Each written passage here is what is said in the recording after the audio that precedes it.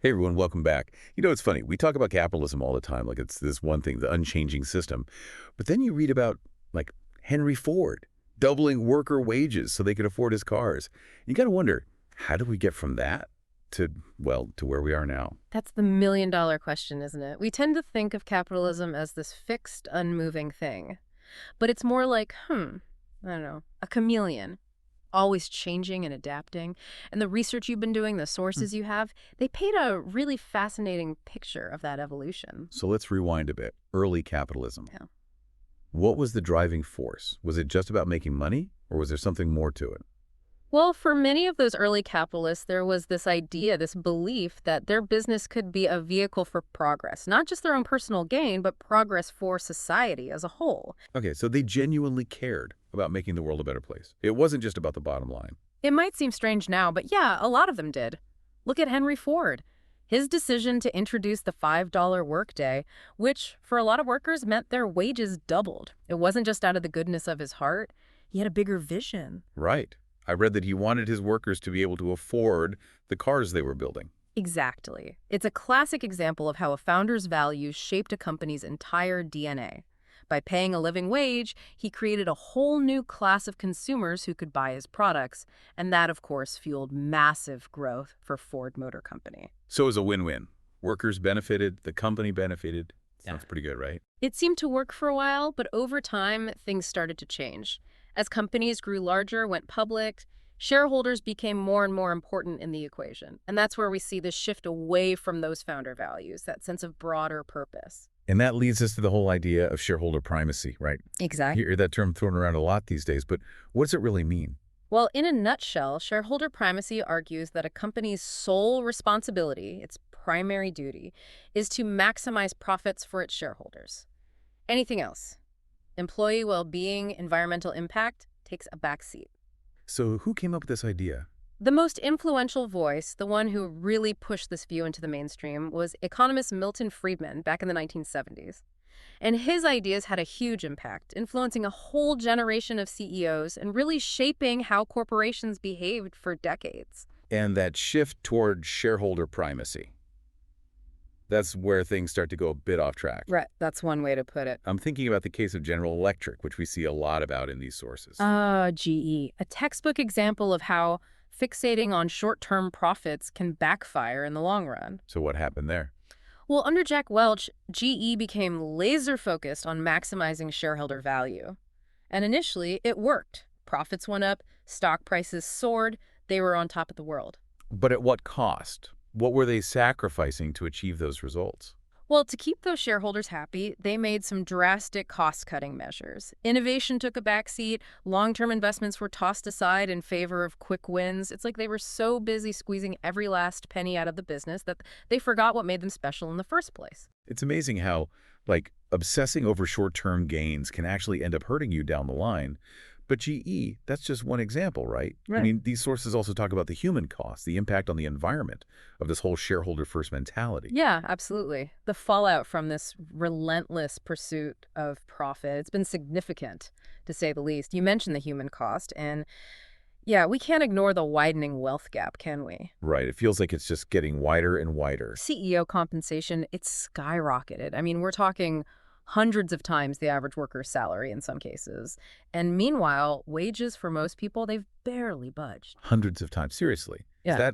Is there actual data on that from the research? Oh, yeah, there's plenty of data.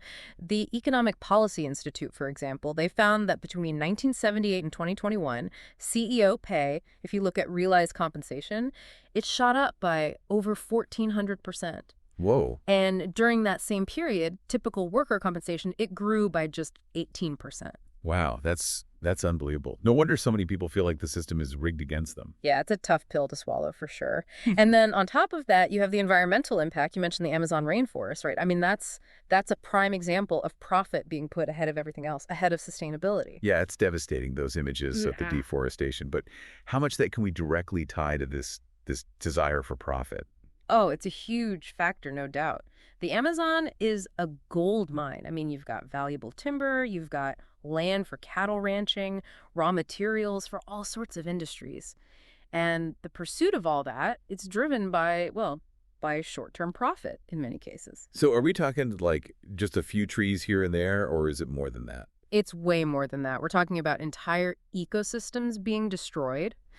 Researchers estimate that something like 80% of deforestation in the Amazon is linked to cattle ranching, and a lot of that is fueled by the global demand for beef. So it's like this vicious cycle. We're destroying the planet in the name of profit. But ultimately, don't businesses need a healthy planet to survive? That's exactly the irony, isn't it? Businesses, they need a healthy environment, they need a stable climate, they need resources, but so many of them are engaged in practices that directly undermine those things. It's a classic case of short-term thinking versus long-term consequences. So it's like we've created this system that incentivizes short-term thinking, maximizing profit no matter the cost. It's enough to make you lose hope, honestly. But you said something earlier about a glimmer of hope, something about purpose-driven companies. Right. Right. And this is where things get really interesting. Okay, tell me more. So there's this growing movement, companies that are challenging that old shareholder-first dogma. They're saying, hey, we can do well by doing good. They're incorporating social and environmental responsibility into their entire business model. Okay, so not just like slapping a Save the Planet sticker on a product and calling it a day. It's got to be more than that. Exactly. It's about walking the walk, not just talking the talk.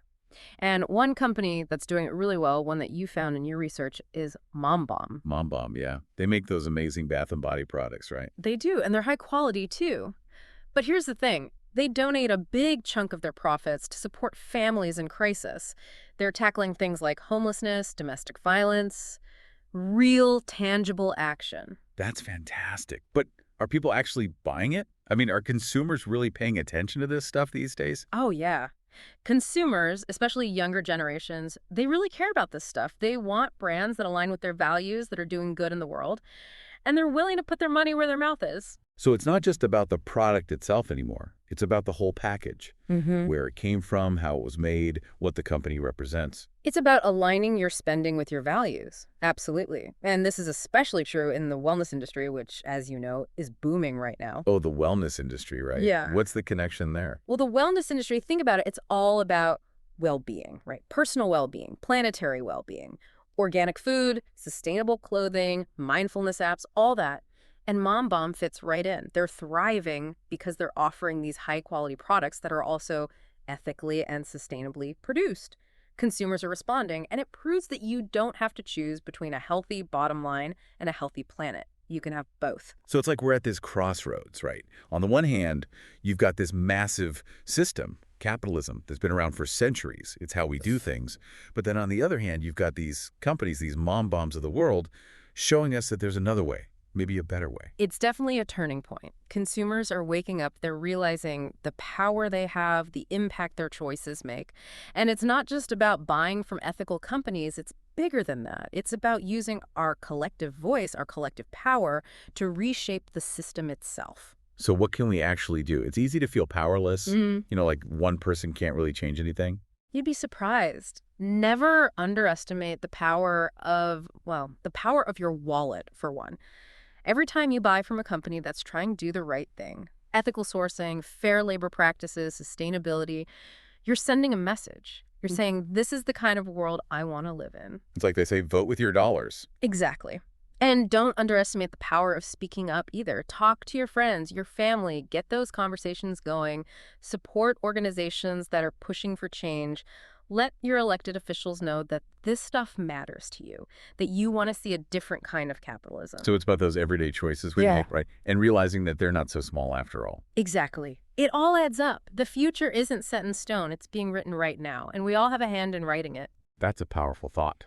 This whole deep dive has been amazing. We started with the very basics of capitalism and ended up in this really thought-provoking place.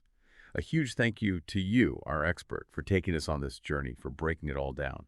And to everyone listening, keep asking those tough questions. Keep making those conscious choices.